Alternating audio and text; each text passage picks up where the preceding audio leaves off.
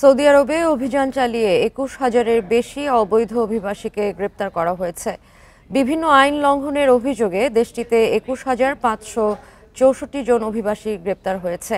গত ২৩ থেকে ২৯ জানুয়ারি পর্যন্ত বিভিন্ন স্থানে অভিযান চালিয়ে তাদের গ্রেপ্তার করা হয়।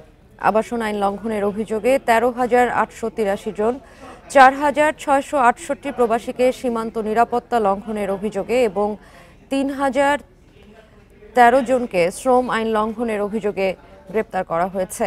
এছাড়া অবৈধভাবে সৌদিতে প্রবেশের চেষ্টা করার সময় ১,৪৭৭ জন গ্রেপ্তার হয়েছে।